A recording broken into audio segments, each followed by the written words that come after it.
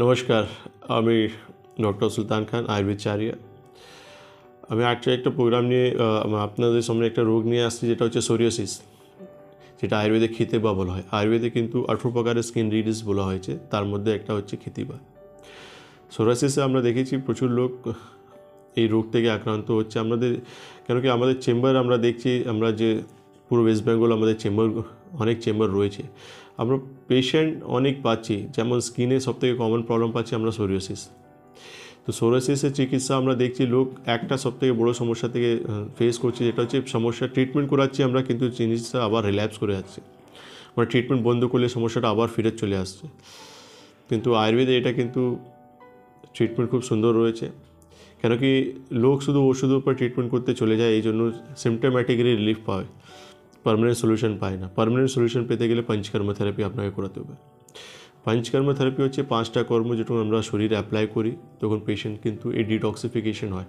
Detoxification খুবই important, কারণ toxin যখন আমাদের শরীরে জমে, তখনই কিন্তু আমাদের শরীরে নতুন নতুন রকমের রোগ আমাদের শরীরে জন্ম নেয়।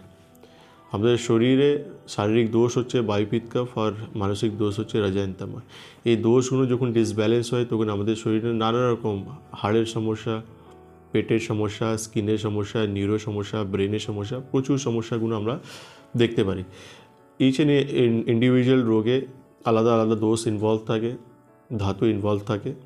তো স্কিনের জন্য আমাদের এই সমস্যাতেও দেখা যাচ্ছে যে আমাদের পিত্ত আর কফ আমাদের শরীরে যখন ডিসব্যালেন্স হয়, তখন আমাদের এই রোগটা তৈরি হয়। তো আমরা প্রচুর লোককে দেখেছি যে অয়েন্টমেন্ট বা কিছু ট্যাবলেট নিয়ে খুব তাড়াতাড়ি এটা সাবসাইড হয়ে যায়, কিন্তু যখনই ট্রিটমেন্ট বন্ধ হয়, রোগটা আবার কিন্তু ফিরে চলে আসে। আয়ুর্বেদ বলছে আমাদেরকে কিন্তু ডিটক্সিফিকেশন খুব ইম্পর্টেন্ট। পঞ্চকর্ম করে বডিটাকে ডিটক্স করো, আগে শরীরটাকে পরিষ্কার করো, তারপর মেডিকেশন নিলে এই রোগ থেকে আমরা কিন্তু পার্মানেন্ট সলিউশন পেতে পারি। তো সোরিয়াসিস যারাই কিন্তু হয়েছে, নার্ভাস হওয়ার বা চিন্তা করে একদমই দরকার নেই। আয়ুর্বেদে হাত ধরুন, আপনি এখান থেকে খুব সুন্দর করে আপনারা ট্রিটমেন্ট করে কিন্তু বেরিয়ে আসতে পারেন।